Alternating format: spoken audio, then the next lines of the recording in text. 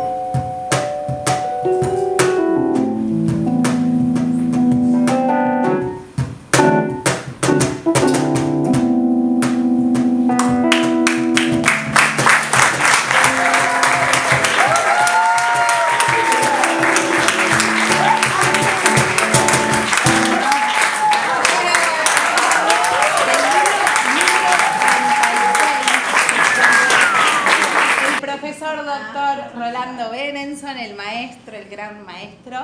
Este libro es el tercero de una trilogía, de una saga que él viene escribiendo, que es El hombre del silencio y la guerra de los geriátricos. En estos últimos años, cada vez que escribe un nuevo libro, está sucediendo la presentación de cada uno de sus hijos en cada una de las presentaciones del libro oficial, y esta vez le toca a mi hermano, a Sebastián Benenson, que va a presentar el libro. Bueno, muy bien, muchas gracias, bienvenidos a todos. La verdad que primero es un honor que me hayas pedido que presente tu libro, y la verdad que estuve pensando si improvisar, cosa que no es algo que a mí me guste demasiado, y dije, no, la verdad que improvisar no. Después se me ocurrió, digo, ¿qué pasa si me quedo 5 minutos callado? Qué mejor manera que presentar el libro que quedarme 5 minutos callado sin decir una sola palabra. Pero después opté, obviamente, por algo serio, algo bien hecho, así que me voy a permitir leer lo que escribí, porque quería decir las palabras justas, con lo cual lo escribí para poder transmitírselos a ustedes. Bueno, gracias por estar acá, acompañando este nuevo nacimiento, porque para mí escribir un libro, cuando un libro se publica, es en cierto modo un nacimiento. Y hoy estamos celebrando el nacimiento de El hombre del silencio y la guerra de los geriátricos, la nueva obra del doctor profesor Rolando Omar Benenson, o como yo prefiero decirle, Pa. Cuando yo era chico, no entendía del todo por qué mi padre hablaba poco. En contrapartida con mi madre, que siempre fue muy verborrágica, y ante mis travesuras, que eran muchas y frecuentes, ella gritaba y enfurecía. Mientras que mi padre era de pocas palabras, pero créanme que me llegaba mucho más los gestos de mi padre que los gritos de mi madre. En casa el silencio no era una ausencia, era una presencia. Con los años comprendí que para él el silencio no es falta de sonido, sino que es un lenguaje en sí mismo, una forma de estar en el mundo. Y este libro, quizás más que ninguno de los anteriores, es la expresión más madura, más profunda y más necesaria de ese pensamiento. El hombre del silencio y la guerra de los geriátricos no es solo una novela, es una advertencia, es una denuncia poética y al mismo tiempo es un acto de amor.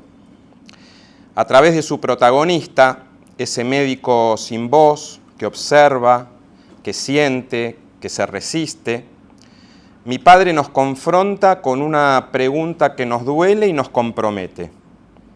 ¿Qué hacemos con nuestros viejos, con nuestros mayores? ¿Qué lugar tiene la fragilidad en una sociedad que idolatra la velocidad, la juventud, la productividad?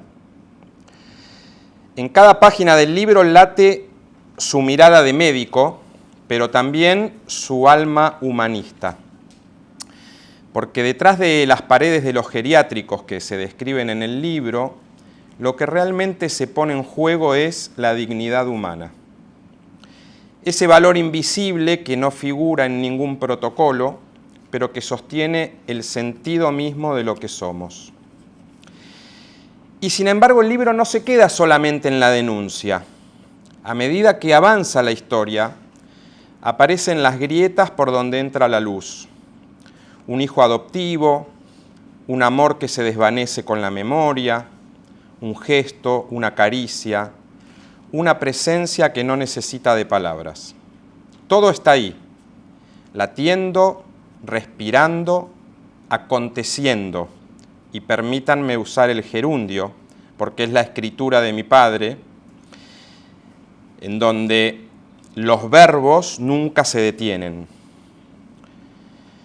En su universo la vida siempre está ocurriendo, transformándose, siendo o fluyendo, como le gusta decir a él. Nunca es pasado, siempre es presente. Y creo que en eso reside la fuerza emocional de este libro, en esa manera de narrar viviendo más que contando. Bueno, recordemos que mi padre fue quien descubrió y nos hizo descubrir a todos que la música puede curar, que hay sonidos que contienen ternura y silencios que son más elocuentes que 1000 palabras, que cuando dos personas se conectan a través de una melodía, algo ocurre, las defensas bajan, el alma se abre y el dolor encuentra su cauce. Mi padre no solo fue el fundador de la carrera de musicoterapia, sino que también comprendió que la comunicación verdadera no necesita traducirse al lenguaje, porque a veces una nota sostenida, un ritmo compartido o el simple acto de escuchar juntos puede decirlo todo. En un mundo que habla sin parar, él nos recordó que la música es la forma más pura del silencio habitado. Pero volvamos al libro que hoy nos reúne. Este hombre del silencio es también un hombre que escucha. Y en un tiempo donde todos hablamos al mismo tiempo, donde la velocidad de las palabras parece más importante que su propio contenido, este personaje nos invita a callar, a mirar, a sentir, a recuperar la ternura como forma de resistencia, porque la ternura también es una trinchera, quizás la más poderosa de todas. Al leer el libro uno se encuentra con escenas que duelen, sí, es cierto, pero también con gestos de belleza que sanan. Mi padre logra, con una escritura austera pero profundamente sensible, mostrarnos que aún en los lugares más fríos, más normados, más institucionalizados, puede haber humanidad. Y que a veces basta un simple contacto, una presencia silenciosa, para que la vida vuelva a tener sentido. En este texto también está el médico, el terapeuta, el observador clínico del alma, pero sobre todo está el hombre, el que siempre buscó mirar más allá de lo aparente, el que nos enseñó que no se trata de curar al otro, sino de encontrarlo, el que supo que el cuerpo habla, que el gesto comunica y que el silencio también dice. Y está el Padre, el que escribiendo sobre otros también se escribe a sí mismo, el que sin saberlo nos deja en cada página un legado ético, poético y también profundamente humano. Porque más allá de la historia que cuenta, este libro nos invita a repensar lo esencial, el valor del vínculo, el respeto por la diferencia y la necesidad de volver a mirar lo que el ruido social intenta tapar. Cuando terminé de leer el libro, sentí que algo me quedaba resonando, tal vez una pregunta. Y la pregunta sería, ¿qué significa cuidar? Y me di cuenta que cuidar no es solo asistir, alimentar, proteger. Cuidar es estar. Y estar, como este hombre del silencio, no requiere palabras, requiere presencia, requiere tiempo y una forma de amor que no se declama, sino que se practica. Por eso, este libro es también una invitación a no mirar para otro lado, a volver a mirar con ojos nuevos a nuestros viejos, a nuestros enfermos, a nuestros diferentes, a nuestros silenciosos, a comprender que el silencio no es vacío, sino espacio, y que el ruido muchas veces es una forma de no escuchar. Mi padre a lo largo de toda su vida fue creando un idioma propio, un idioma hecho de gestos, pausas, silencios y sonidos interiores. Y hoy, con este libro, nos vuelve a hablar, sin palabras, de aquello que más necesitamos recordar, que el amor, la empatía y la dignidad no son discursos, son actos.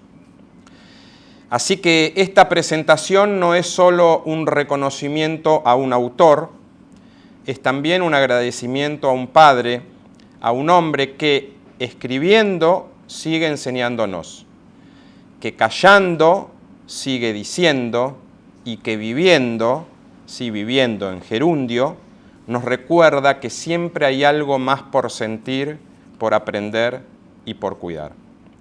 Así que gracias, Pa, por este libro, por tu obra y por tu silencio que sigue resonando como cuando yo era chico. Y por supuesto, gracias a todos ustedes por acompañar este momento, por escuchar y por seguir creyendo que la palabra y también el silencio pueden cambiar el mundo. Muchas gracias. Genial. Es una escritora interna.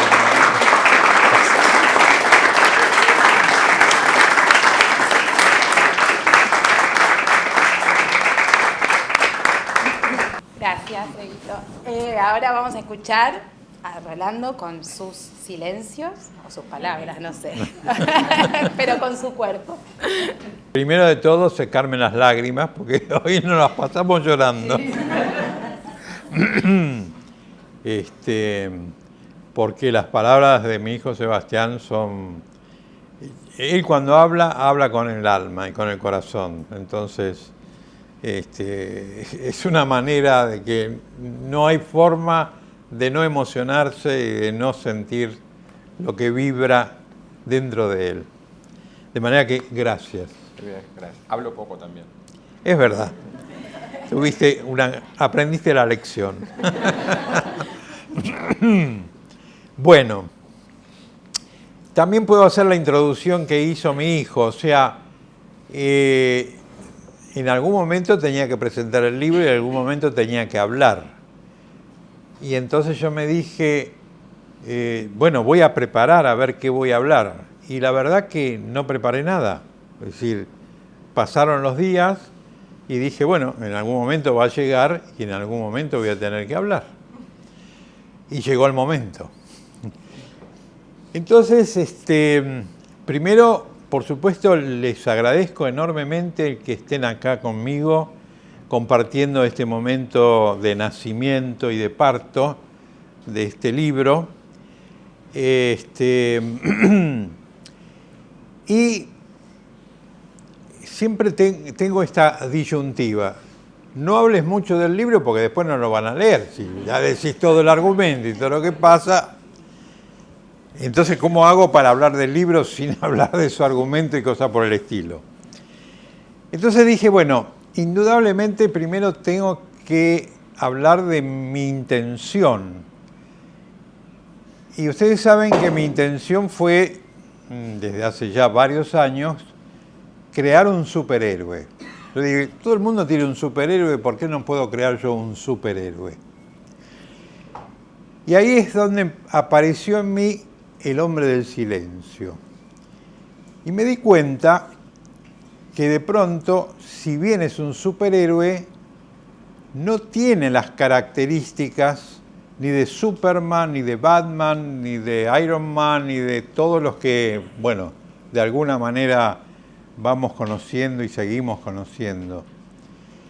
¿Por qué? Porque en realidad este superhéroe no va a luchar contra criminales, ni contra asesinos, ni contra delincuentes, ni nada por el estilo, si bien tiene algunas características de superhéroe, como por ejemplo el ser huérfano, huérfano en el sentido de no conocer quiénes son sus padres, de haber nacido en un lugar muy particular, así como de alguna manera Moisés nació en una pequeña canastita, él nació en una canasta pero de un aerostato que estaba abandonado en una playa.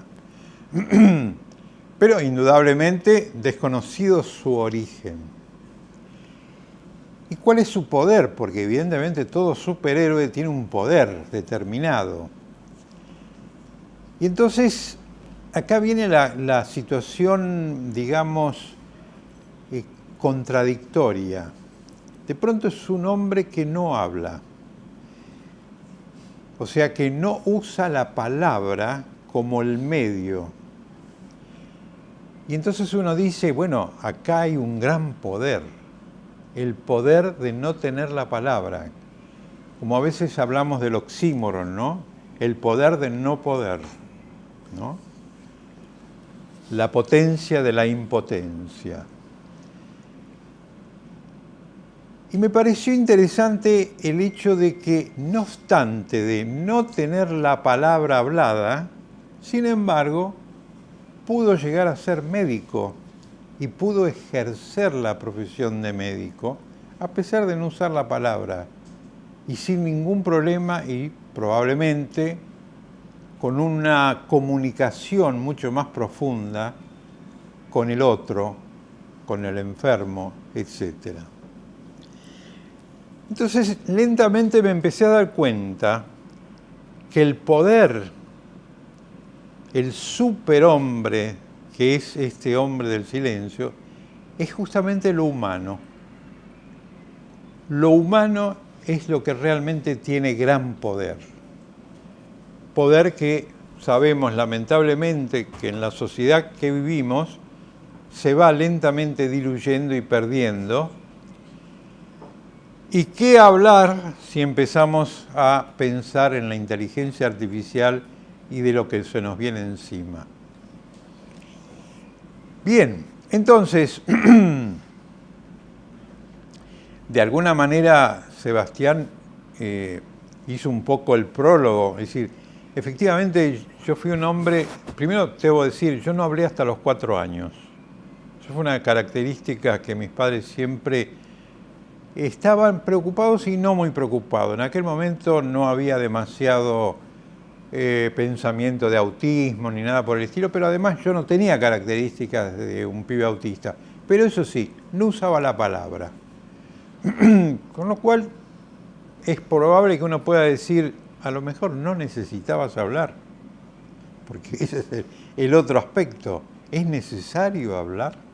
¿Es necesario decir tantas palabras? Probablemente, y bueno, los que nos formamos en la terapia Berenson sabemos que no es necesario usar la palabra y todo lo contrario, entendemos que abrimos mucho más canales de comunicación precisamente por no usar la palabra y poder realmente de alguna manera enriquecernos con todo lo que significa el gran contexto no verbal. De manera que este hombre del silencio nace, se cría, se desarrolla sin necesidad del uso de la palabra. Es cierto que la historia viene ya de toda una serie de elementos que se van configurando energéticamente para desarrollar esta especie de superhéroe. Como todo ser humano va a tener a alguien que él ama y que lo ama, su mujer, y además, coincidentemente en la historia, un buen día se encuentra que debe adoptar un niño autista. Y digo debe porque en realidad fue todo un hecho casual y esto se los estoy diciendo porque se refiere a los anteriores libros. Porque ustedes saben que esta es la tercera saga. Está el primero que se llama El hombre del silencio, que es la historia propiamente dicha del hombre y donde él, en un momento dado, un vecino le pide que cuide a su hijo autista porque el autista tenía una gran atracción por este hombre, que lo comprendía y lo entendía. Y entonces él lo cuidaba durante las tardes cuando el papá iba a hacerse el tratamiento kinesiológico. Pero un día este padre tiene un infarto, muere y no vuelve a buscar a su hijo, que tampoco tenía una madre, y por lo tanto el hombre del silencio se ve que de alguna manera adopta un hijo autista sin ser su hijo. En la segunda saga, que es El hombre del silencio y el Minotauro y la comida totémica, este hombre le gusta viajar en aerostato, que de alguna manera tiene que ver con su nacimiento, con su pasado, desconocido, conocido. Y entonces en estos viajes que hace, de alguna manera llega al laberinto donde está el Minotauro. Y algo del superhéroe, mejor que Teseo, él logra realmente liberar al Minotauro, cosa que nadie lo pudo hacer, pero él sí lo pudo hacer. ¿Por qué? Porque logró ver lo humano, la parte humana, la reconoció y la hizo reconocer. Y así llegamos a esta tercera saga, que no va a ser la última, les advierto, que ya está en preparación la cuarta. Vayan preparándose. En donde acá sí él se va a enfrentar con lo que yo creo, entre comillas, que puede ser nuestro futuro muy cercano. Porque de alguna manera todos estamos compartiendo una sociedad cada vez menos humana, una sociedad, si ustedes quieren, entre comillas, digitálica, una sociedad donde ya hay una comunicación que no es comunicación, que yo llamo el aislamiento compartido, Una sociedad en donde efectivamente, como él decía, lo único que le interesa es la producción, lo que le interesa es precisamente la institucionalización, la política y todo el factor económico que rodea a este engrama tremendo en que vivimos. Por lo tanto, seguramente es una sociedad en donde solamente le interesa a aquellos que producen. Los que empiezan a producir menos o se van deteriorando, ya no les interesa. Y entonces ahí viene la otra producción, que yo creo que estamos muy cerca de que va a ser increíble, que es la producción de los geriátricos. La producción de aquellas casas que van a recibir a todos los seres humanos que de alguna manera ya no sirven demasiado para la sociedad. Por eso yo imagino un futuro de sindicatos de geriátricos, un sindicato muy fuerte, donde probablemente más de la mitad de la población va a estar dentro de esta institución y no nos vamos a dar cuenta de que de pronto se institucionalizó todos aquellos que no sirven para la producción y para la política y para la economía. De ahí aparece el superhéroe, aparece este hombre que de alguna manera va a luchar contra este sindicato para mostrar al mundo de lo que va a suceder, que además no está muy lejos de lo que Foucault ha llamado la nave de los locos, cuando en aquella época se encerraba a todo ser humano que más o menos no se adaptaba a las condiciones de normalidad, entre comillas, de aquella época. Bueno, ahora no va a ser necesario estar loco, simplemente el no servir para la familia y la sociedad.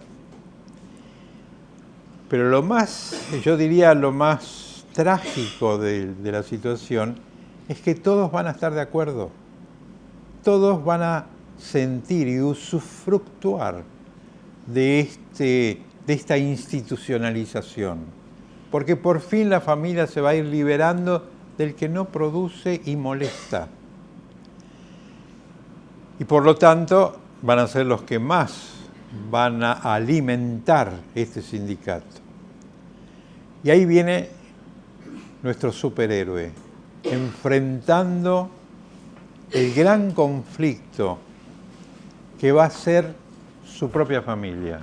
Porque finalmente el gran drama de este hombre es que tiene un hijo autista que va creciendo y tiene una mujer que finalmente empieza a tener Alzheimer y que por lo tanto también está enfrentado ante el sindicato que le dice: ok, acá tenés el lugar donde te vamos a solucionar todos los problemas. Vos vas a poder estar muy tranquilo sin necesidad de tener estos dos seres que te van a molestar. Y ahí aparece el superhéroe, que no les voy a contar lo que hace porque si no, no van a comprar. Pero yo creo que estamos enfrentados muy pronto a esta situación que creemos que está ahí en un lugar muy recóndito de la sociedad. Por supuesto, en este libro yo abro la puerta porque el otro gran, entre comillas, enemigo muy incipiente es la inteligencia artificial, que vamos a ver cómo también se introduce en la vida del hombre del silencio y cómo él tiene que volverse el superhéroe para enfrentar este enorme peligro que nos rodea y que todavía no somos lo suficientemente conscientes de lo que realmente nos va a ocurrir dentro de muy poco. Bueno, yo creo que es suficiente para que digan: yo compro el libro porque tengo que ver qué pasó. Bueno, bravo. Les agradezco mucho vuestra presencia y bueno, nos seguiremos viendo.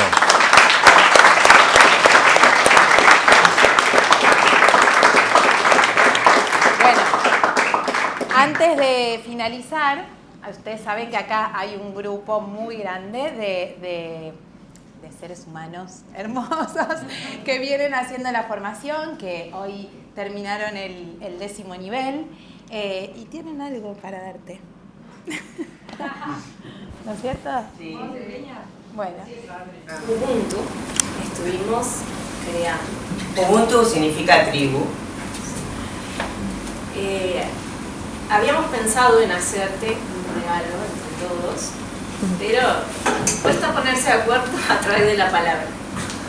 Entonces, nos pasaron cosas entre medio en estos días.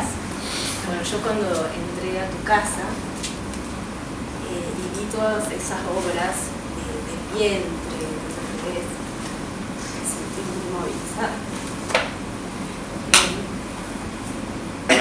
Yo soy mamá de un adolescente autista que además tiene psicosis. Y bueno, cuando vi tu obra, recordé que hace más o menos unos 12 o 13 años, cuando yo estaba embarazada de él, hice una obra y cuando llegué a casa fui a buscarla.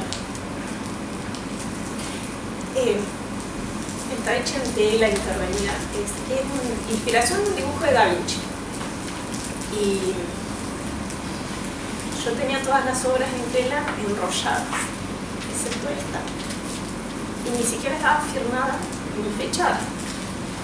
Entonces dije, esta es la obra que vamos a co-crear entre todos. Claro, porque la idea era que cada uno iba a traer algo, Un elemento. o algo, y juntos íbamos a crear la obra. Y, Entonces, bueno, y ella trajo, nos cuenta eso hoy, que iba a traer esta obra. como que una Sabrina de algún tiempo dijo, no, conservarla así, distinta a los demás sin saber por qué. Y eso fue. Y la traje y todos estuvieron de acuerdo y todos co-creamos juntos en el arnés. Hay una figura principal que es la obra de ella y nosotros le agregamos.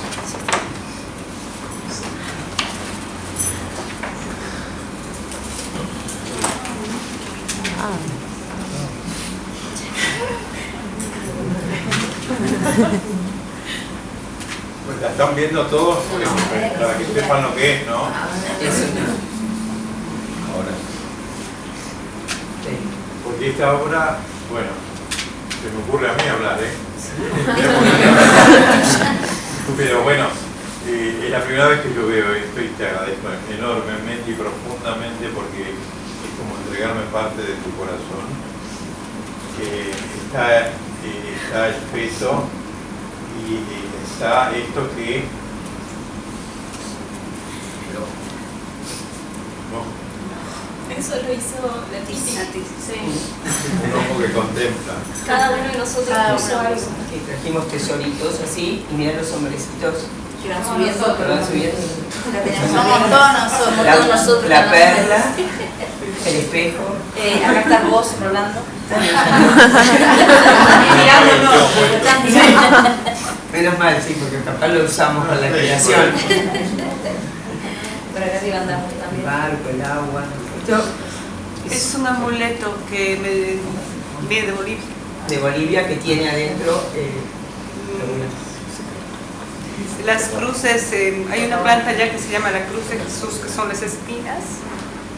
Tiene espinas y tiene un montón de elementos que son que supuestamente son para nutrir la placenta, que te entregan cuando te vas.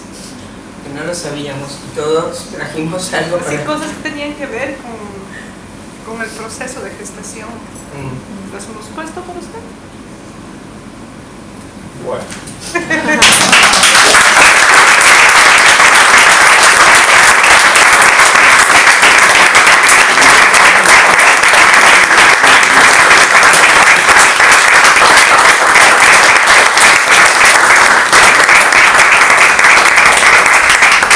Ya saben, los que el año que viene van a venir a ver el museo, va a estar ahí. Y capaz intervenido también, ¿no? Por Puede ser. Sí, dijimos eso, Sí, que puedes puedes hacer lo que quieras. Se puede cortar. No, va a estar en el mural. Claro. Lo único que probablemente una tortuga no va a estar contenta. Sería lo más usual. Bueno, Muchas gracias de corazón. De corazón y de vientre. Bueno, y ahora vamos por finalizar. Bueno, ¿No?